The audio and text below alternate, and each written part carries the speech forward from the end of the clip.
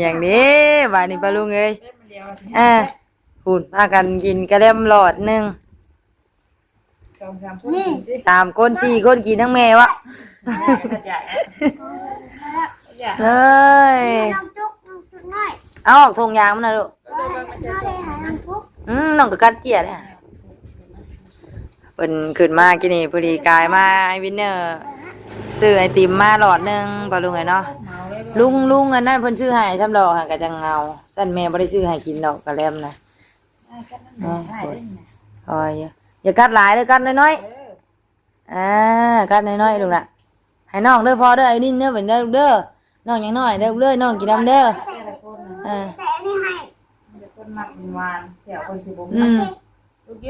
เอาไปกินกระเล่มได้สบายดีปะลุงเน่เดี๋ยวไอ้วินเนอร์เลยจ้ะสบายดีสบายดีจุกเลยจ้ะลูกจ้าเลยฮะแค่เฮียนห่านไปกินไอติ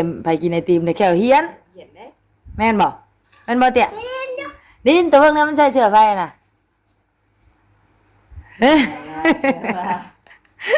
เฮ็ดจะเอื้อยแล้วเอ้ยจังเด้แซ่บบ่ลูกแซ่บบ่ไปซื้ออีกป่ะไปซื้ออีกป่ะไปล้างปากเด้อพากินแล้วเด้อปากมุมหมดเลยพอแล้วลูกพอแล้วเอาไว้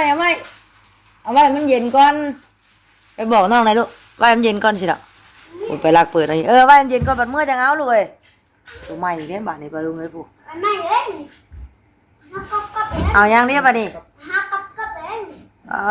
บืนอยู่บาดนี้เอาเปิดเองก็ได้บาทนี่เซตบาทนี่มีเงินจ่ายอยู่บ่บาทนี่เซตเซตเฮ็ดผู้โตปลาลุงเลยแบ่งบาทนี่แบ่งไผบาทนี่แบ่งไผบาทนี่ฮะกูด่าเอื้อยกับน้องชอบอยู่บาทนี่สิแบ่งไผบาทนี่ให้ไผให้แบ่งเชอรินน้องจุกได้จ้ะบาทนี่น้องจุกยังอยู่เอ้ยสั่งดิมาซื้อน้ำปลาลุงเนาะมาแบดินมาซื้อก่อนสบายดีเด้อปลาลุงเด้อเนาะสบายดีเลยสวัสดีปลาลุงบุจุกุสุคนฝนกระตกหากะเศร้าเนาะตากเสื้อผ้ากันยังโมเหงใช่พ่อมาเก็บแม่นคือเก่าซักเครื่องเลยซักเครื่องให้วินเนอร์เพิ่นเจ้าบ่ได้มัดผมด้วยป่ะลูกเห็นบ่ป่านะอยู่ใช้ป่านะเบิ่งออกใช้ป่านะอยู่ใช้ป่าแบบนี้เอ้าป่าบ่เห็นจับบุญปลาเชื่อใช่เชื่อ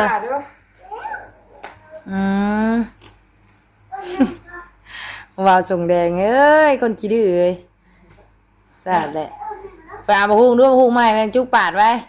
ไปแล้วบัดปิดใหม่เลยเฮ้ยหักมันยังแข็งอยู่นะเอาเดี๋ยวมันสิเละนะจ๊ะ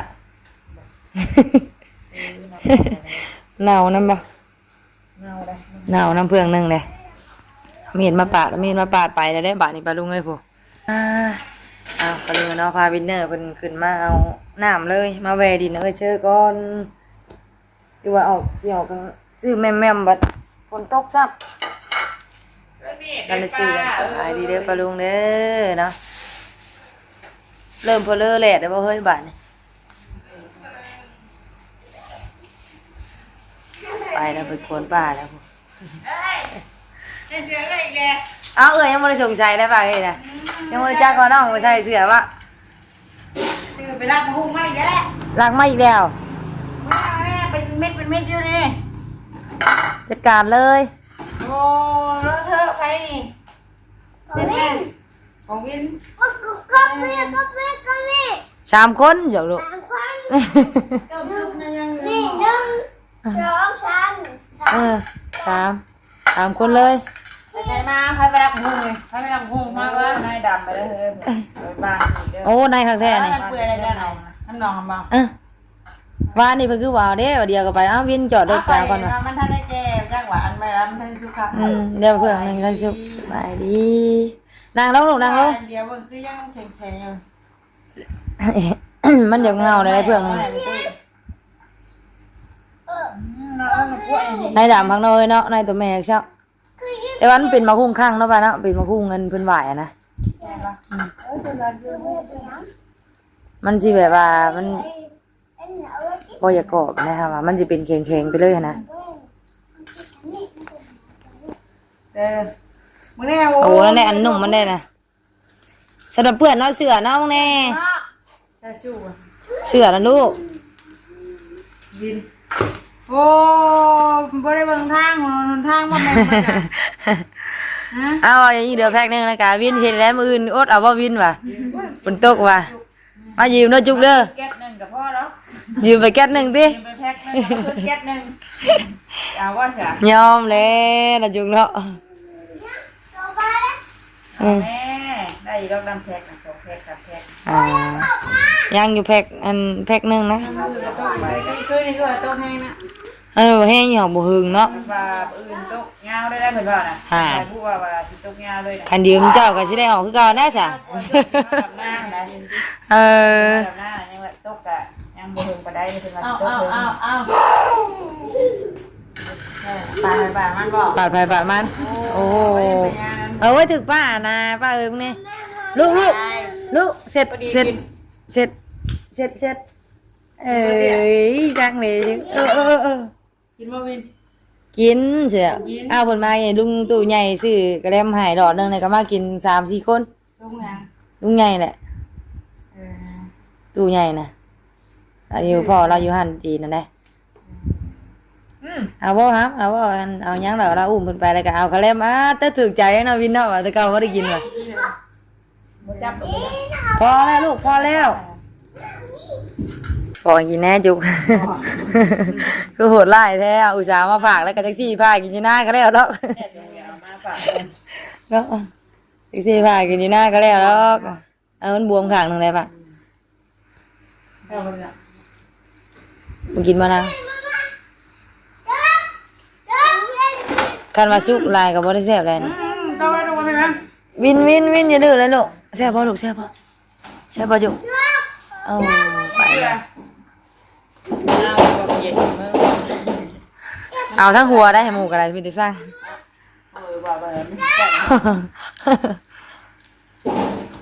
แข็งอ่ะเบิดมึงอ่ะจุกเอ้ยตัวนั้นเบิดตัวนั้นน่ะ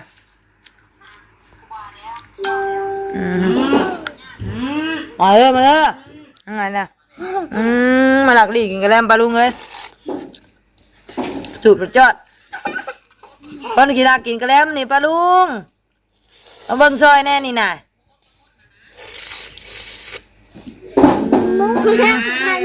เนาะคนมาหลักกินกระแลมอันนี้ปลาลุงเลยคนผมมีเงินจ่ายได้นี่น่ะมีบ่เงินจ่ายน่ะใช้เอาเว้ยเอามาให้ป้าเลยกินต้มกินต้มพงน้าบอกว่าที่ขอเงินนะแม่ ห้างบอกไหมยุบหานมาป่ะอันนี้ได้ปะ เอ้ยบูไป ได้ปะ ก็บูได้อยู่เขาอยากมาแกงเพื่อนเพื่อน อยากขอ เอาลูกเอาเพื่อนเนี่ย ไป มาแม่นี่เลยก็รักกินก็ เนาะ ไอติม แม่นควมนี่เด้อป้าลุงคนกินรักกินไอติมนี่ ไม่จะกินสองอัน นอนกินคักปัญญังป้าลุงเอ้ยปู่เนาะวินเห็นได้ยังบ่ลูกบ่แล้วเห็นได้ยังบ่บุญไปบุญมาจ้ะทำไมนะเนี่ย เขาว่า เอาตัวอ่อนนี่ก็เราจุงเนาะให้เรากัน เอ็น แถมนี่ว่าใช่ ไม่ไปเอาอีก จีนหักไปแล้ว จินทูเบอร์นั้นเราจุชอบ เห็นอย่างนี้ ฮะหมวยวินไปน้ำตัวน้องวินอยู่นี่เด้อกับน้องจุกเลยลูกเด้อคุณได้ยินกระเล่มเห็นผู้ละอันบาทนี่ปลาลุงเอ้ยเห็นคนละอันเนี่ยวินเด้อเอ้ยมาอยู่น้ำจุกเด้อบาทนี่เด้อเอ้าผมมีเงินด้วยเมื่อไหร่ก็ซื้อแก๊สเดียวนึงผมมีเงิน ไปใช่น่ะหมดแล้วไว้บอกว่ากินนี่ว่าคันกินอันนี้เนี่ยนะ สิอยู่น้ำน้องจุกบ่ได้ไปอยู่น้ำมันน้องเชอเชอถ่าเลยเนาะเชอเนาะ ไปไหน เนาะเชอเนาะเนาะเชอเนาะเชอกับบ่ได้ไปนี่ก็เชอแกชื่อขนมมาฝากโอเคโอเควินเนอร์ได้ค่ะวินเนอร์แม่ชื่อขนมมาฝากเด้อเอ้าเฮ้ยว่าว้าไปสิ เบะทักแค่เนาะ มาเบิ่งงัวนะเอ้ยนิวถ่าเด้อ เบะคำเบะแล้วมันบ่ดีได้ คนบ่ดีเนาะ คนบ่ดี มาเลย โอเคสันไปก็ไปมิดอย่าให้เอาเงินไปจ่ายป้าไปค่ะขนมน่ะ นิวแล้วเขาไม่ได้ ไปจะพันแน่นี่มากินเอาปลาลุงเอ้ยเนาะเบิ่งแม่สิจกเงินให้นี่ไปจ่ายป้านี่อ่ะ อยากไป ไปให้ ให้อีกกับพี่ชาย ให้ป้าเด้อเด้อเอาแม่เชิญลูกเอาแม่กาน้องเอาอันกระเด็ม2อันไปไว้เก้อันเด้อกระเด็มน้อย2อันได้กะอันนี้อันนึงมักปิ้นอันนึงเด้อเตี้ยเด้อพอดีอยู่บ่นั่นน่ะพออยู่บ่ พอดีอยู่บ่ใช่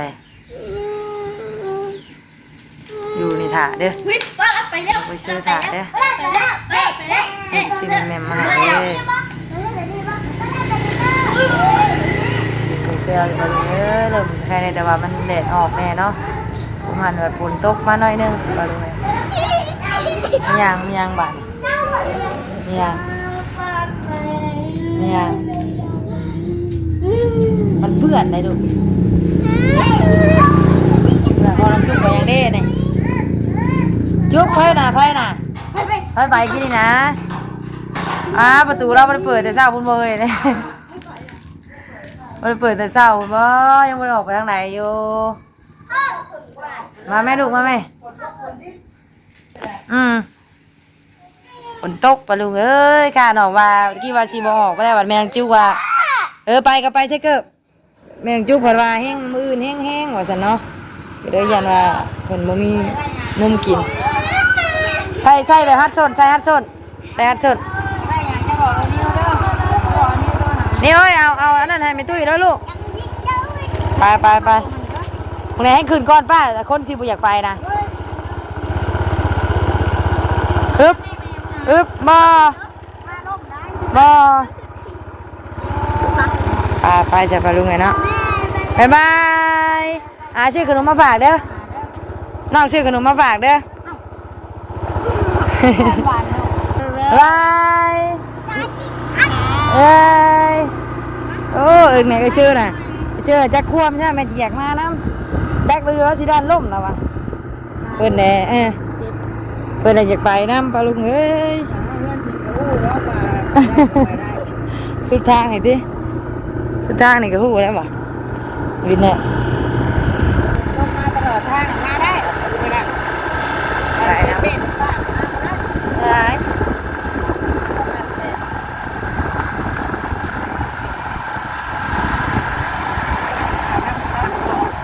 ก็ฉันเอาอย่างไรมาคุยกัน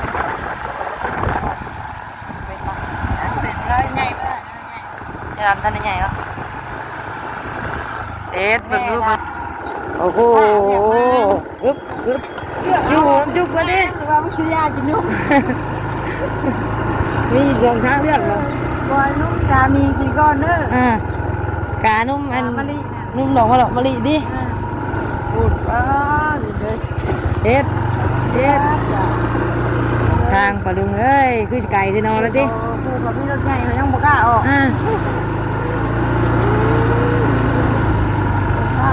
เฮ็ด เด้อถึงลงเด้อถึงสองขาลงเด้อ มองขาลงกันเรียบร้อยเลยจ้ะก้นลงน้ำเลยนะจ้ะ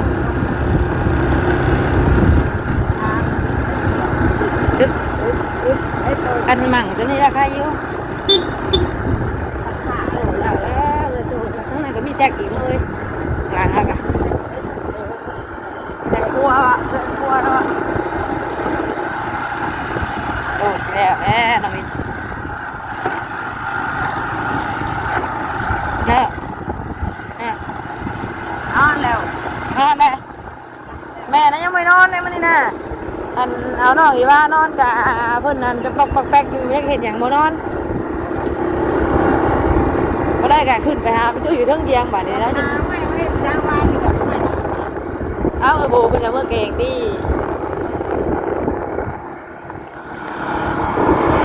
เดี๋ยวรับแล้วปะลุงเอ้ยรับแล้วอยากรับแล้วอึ๊บป้าอยู่พานั่งอยู่ใส่แล้วมื้อนี้ มุ่งนั่งอยู่บ่นะแล้วบ่ได้เอานั่นน่ะเจ็บ มันนั่นเนาะมันนั่นน่ะเนาะ มันเหนียว โกนอีกโกนเลิกอีกได้ปะนี่ มันเหนียวเลยมันโกนมันบ่เฮ็ด เรียบร้อยวินเนอร์อยู่พอนอนก็ได้ก็อย่าเจ็บตูน่ะ ไก่ก่อนนึงเอาก่อนพ่อก่อนว่าตู้แม่บ่พกนี่ เออมันกับเพื่อนดิ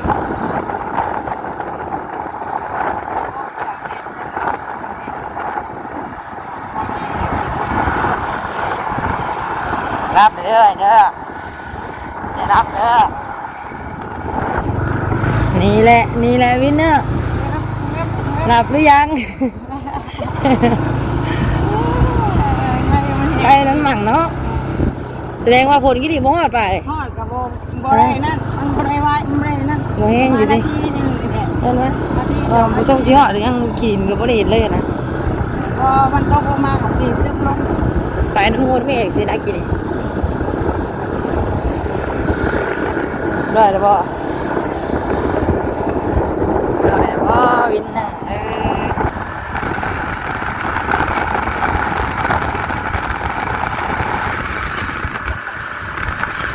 ว่าโมจะบอกได้มันเดียวเบิ่งอ่ะก็มาหันข้างหน้าเบิ่งโดนส้มพ่อห้องเตยเจ๊เยอะเอ้ยมาดูได้วันนี้คนที่ไปซื้อแม่มันอะไรคนที่ไปซื้อแม่มันก็มาลุกเอ้ยรักแล้ว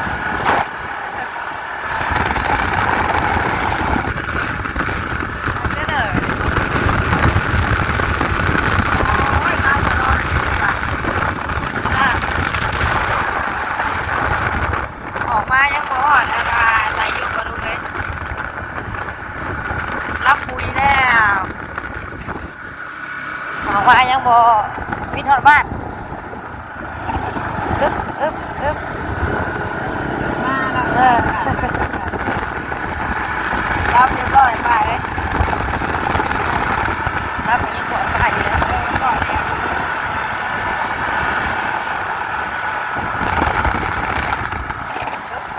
อึ๊บรับเรียบร้อยแล้วก็หัดแล้วหัดสุดแล้วร้อยแล้วปลาลุงเลยเงือกงักอยู่ไปใส่จับวินเนอร์กันเลยปลาลุงเด้อวินเนอร์สต๊อกรถแล้วนี่นอนเลยนี่อึ๊บไปวินตื่นมาวินมือตาขึ้นมาเลยเขาเห็นหน้าสิเรียกอีกได้มือตาขึ้นมาได้ปะเห็นหน้าสิได้ จะเฮ็ดแห้งอย่างสิดิ โอ้ไปจะไปลุงไงเนาะกอดวินเนอร์เพิ่นก่อนซะพอกันคลิปหน้าเด้อไปลุงเด้อคลิปนี้ลาแล้วสบายดีฝากไว้นี่แหละดิคนว่าจังเอาสาดนะขึ้นรถเลยมันรับรถ